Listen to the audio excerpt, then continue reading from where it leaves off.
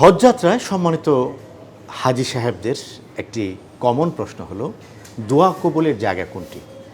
আমি বলতে চাই গোটাটাই তো দোয়া কবুলের জায়গা।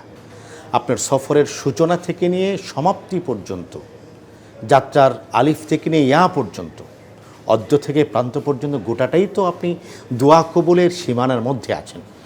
আমি বলি, শুরু করি। আপনি ঘর থেকে বের হলেন, এখন কি দোয়া কবুল হবে না? অবশ্যই দোয়া কবুল হবে। আপনি যখন ঘর থেকে বের হয়েছেন তখন আপনি মুসাফির।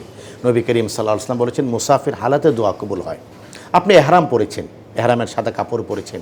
আমাদের বোনেরা এহরামের কাপড় পরে নিয়ত করেছেন, স্বাভাবিক যে কোনো কাপড় পরে তারা নিয়ত করেছেন, তালবিয়া পড়েছেন, ব্যাস নারী পুরুষ সবাই মুহরিম হয়ে গিয়েছেন। মুহরিম ব্যক্তি, এহরাম পরিধানকারী ব্যক্তি, এহরামের নিয়ত করা ব্যক্তির দোয়া কবুল হয়, দোয়া কবুল হবে। আপনি বিমানে আছেন, দোয়া কবুল হবে।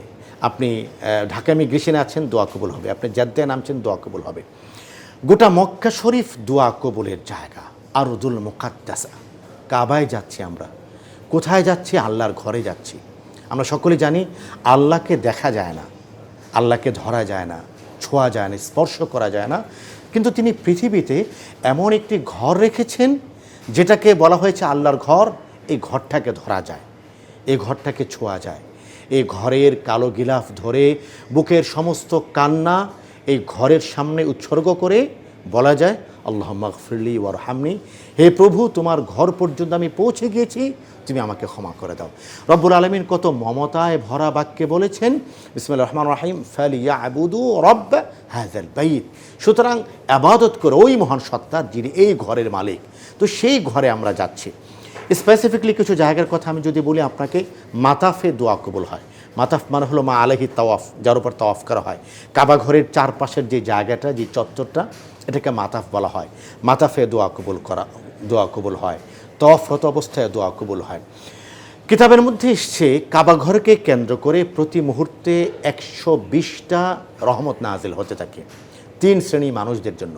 প্রথম শ্রেণী যারা তাওয়াফ করছেন, রব্বুল আলামিন তাদের প্রতি মুহূর্তে যারা তাওয়াফ করছেন এদের উপরে 60টি রহমত নাজিল করছেন। 60টি রহমত, সুবহানাল্লাহ বিহামদি। যারা সালাত আদায় করছেন কাবা ঘরের চারপাশে, কাবা ঘরকে কেন্দ্র করে, তাদের জন্য প্রতি মুহূর্তে 40টি রহমত নাজিল হচ্ছে, সুবহানাল্লাহ বিহামদি।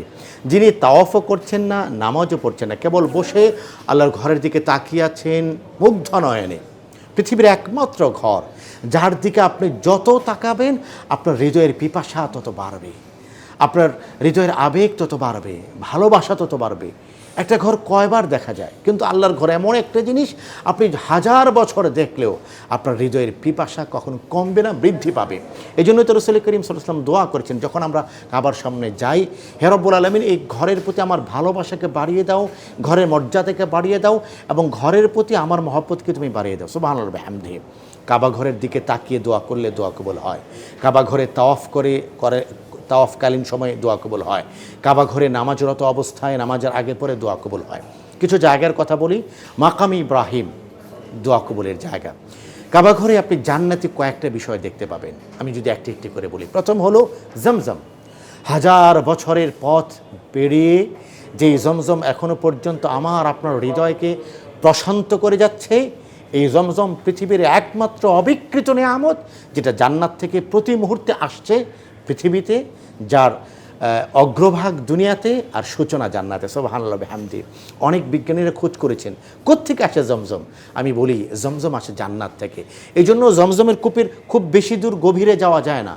কি করে যাওয়া যাবে? এটা তো পৃথিবীর সীমানা নয়, এটা জান্নাত থেকে শুরু হয়েছে। জমজম জান্নাত থেকে আসা সবচেয়ে অকৃত্রিম নিয়ামত। 2 নম্বর হলো হাজার আসওয়াদ, তার আরেকটা নাম হাজারুল জান্নাহ। জান্নাত থেকে এই পাথরটি আগমন করেছে, এখানে দোয়া কবুল হয়। জমজমের পানি পান করার সময় দোয়া কবুল হয়। জমজমের পানি হাতে নিয়ে দোয়া করলে দোয়া কবুল হয়। জমজমের পানি হাতে নিয়ে যে নিয়ত করবেন সেই নিয়ত কবুল হয়। জমজমের পানি মাথায় ছিটিয়ে দেওয়া, বুকে ছিটিয়ে দেওয়া, দোয়া করলে দোয়া কবুল হয়। মাকাম ইব্রাহিম জান্নাতি পাথর, যেই পাথরে দাঁড়িয়ে হযরত ইব্রাহিম আলাইহিস সালাতু ওয়াস সালাম কাবা ঘর নির্মাণ করেছেন, এটাও জান্নাতি পাথর। হাজরে আসওয়াদ জান্নাতি পাথর, মাকাম ইব্রাহিম জান্নাতি পাথর।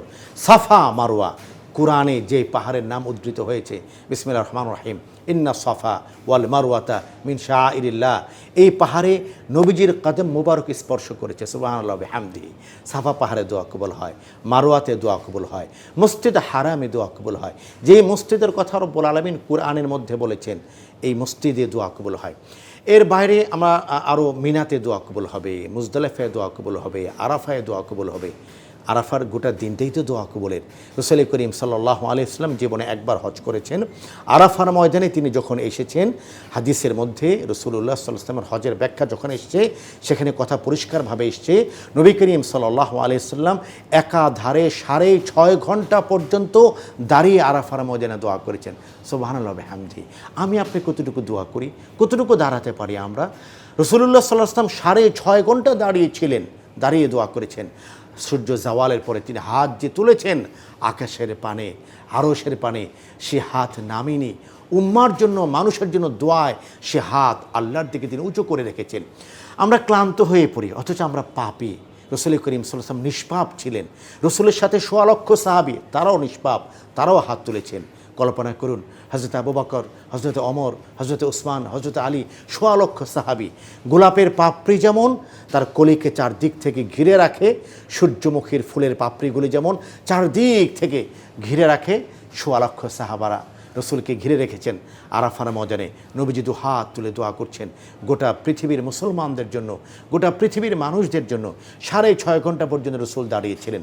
আরাফার ময়দান বলুন, মুজদালিফা বলুন, মিনা বলুন, তাওয়াফ বলুন, সাই বলুন, গোটা সময়টাই তো দোয়া কবুলের। নবী করিম সাল্লাল্লাহু আলাইহি ওয়াসাল্লাম এমন একটি কথা বলেছেন, যে কথা আমাদের ঘুমন্ত হৃদয় জেগে ওঠে। এই কথাটা দিয়ে আমি আমার আলোচনা শেষ করতে চাই। নবীজি বলেছেন, আরাফার ময়দানে সবার দোয়া কবুল হয়, একজন মানুষের দোয়া কবুল হয় না। কোন সে হতভাগ্য ব্যক্তি?